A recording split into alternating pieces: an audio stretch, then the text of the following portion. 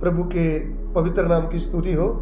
एक बार फिर हम प्रभु के कदमों में आए हैं। जैसे कल हमने प्रभु का वचन सीखा था कि हे परमेश्वर, तेरे आत्मा से भागकर तेरी उपस्थिति से दूर कहीं किधर मैं भाग जाऊं।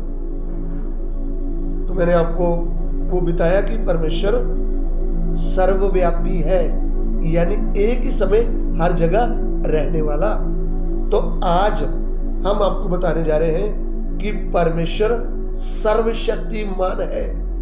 तो आइए उत्पत्ति की पुस्तक उसका 17 अध्याय उसका 1 वचन, उत्पत्ति 17:1। जद अब्राहम 99 ਵਰਿਆਂ ਦਾ ਹੋਇਆ ਤਦ ਯਹੋਵਾ ਨੇ ਅਬਰਾਹਮ ਨੂੰ ਦਰਸ਼ਨ ਦਿੱਤਾ ਅਤੇ ਉਸ ਨੂੰ ਆਖਿਆ, ਮੈਂ ਸਰਵ ਸ਼ਕਤੀਮਾਨ ਪਰਮੇਸ਼ਰ ਹਾਂ, ਤੂੰ ਮੇਰੇ ਸਨਮੁਖ ਚੱਲ ਅਤੇ ਸੰਪੂਰਨ ਹੋ। जब अब्राहम 99 वर्ष का हो गया तब यहोवा ने उसको दर्शन देकर कहा, मैं सर्वशक्तिमान ईश्वर हूँ, मेरी उपस्थिति में चल और सिद्ध होता जा। आमीन। यहाँ पे लिखा है कि जब अब्राहम 99 वर्ष का हो गया तब परमेश्वर उनको कहता है कि मैं सर्वशक्तिमान ईश्वर हूं। सो सर्वशक्तिमान का मतलब सारी सामर्थ्य से भरा हुआ। सर्वशक्तिमान का मतलब वह कुछ भी कर सकता है, उसमें से कुछ भी अनहोना नहीं है। ये बात परमेश्वर अब्राहम से क्यों कहा? क्योंकि जब अब्राहम को परमेश्वर ने बुलाया था तब वह 75 वर्ष का था, और जब वो परमेश्वर के साथ चल रहा था तो उसको 10 वर्ष बीत गए। तब उसके मन में ऐसे विचार आने लगे जैसे परमेश्वर है ही नहीं। ढीली ढीली बातें करने लगा।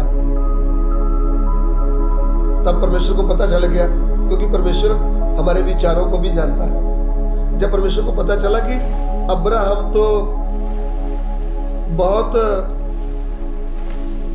धीरे धीरे बोल रहा है और ऐसे कच्चे विचार ले रहा है, मन को कच्चा कर रहा है, तब परमेश्वर बोला, अब्राहम तू मत डर।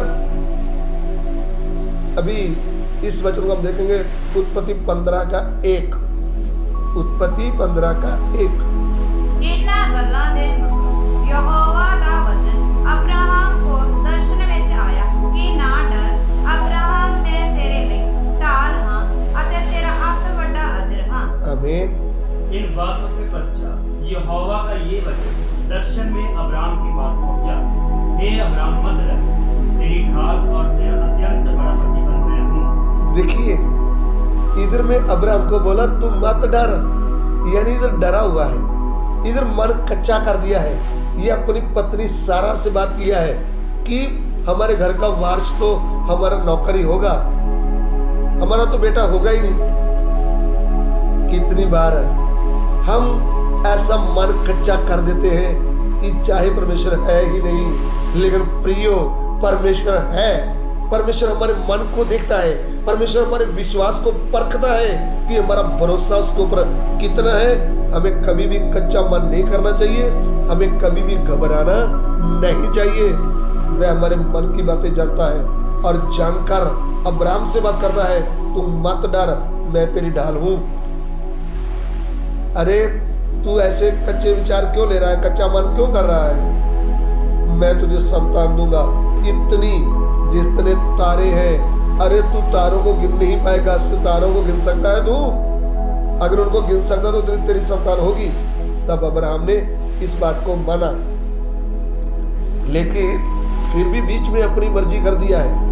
उसने अपनी पत्नी के साथ सहमति करते हुए हाजरा को अपने घर में ले लिया और हाजरा से एक बेटा हो गया इस्माइल। तो अब्राहम ने सोचा यही बेटा होगा, लेकिन परमेश्वर क्या बोलता, अब्राहम तूने और तेरी पत्नी ने अपनी मर्जी से अपनी बुद्धि से यह काम किया, लेकिन मैं सर्वशक्तिमान हूं। मैंने तेरे साथ जो वादा किया है वह हाजरा के द्वारा नहीं, वह सारा के द्वारा बेटा उत्पन्न होगा और उसका नाम इसहाक होगा। उस समय परमेश्वर अब्राहम से 13 वर्ष तक बात नहीं किया, लेकिन उसके बाद जब 99 वर्ष का हो गया तब बोला मैं सर्वशक्तिमान हूं, तू मेरे सामने सिद्ध होते जा। हालेलुया।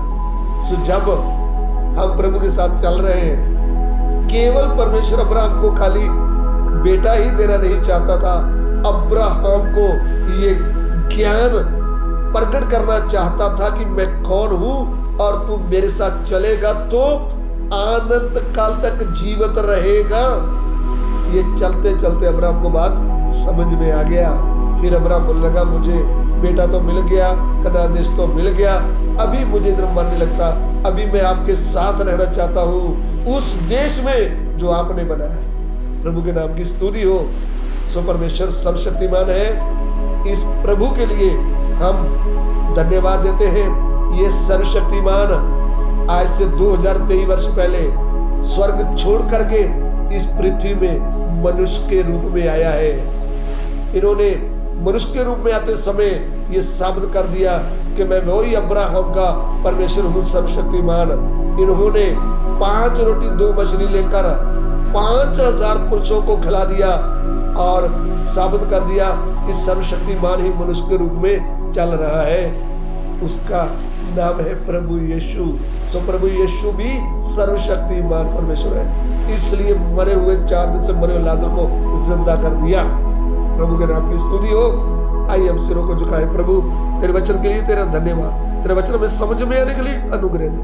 पिता हमारी विनती को ग्रहण कीजिए, यीशु मसीह के पवित्र नाम से मांगते हैं, आमीन।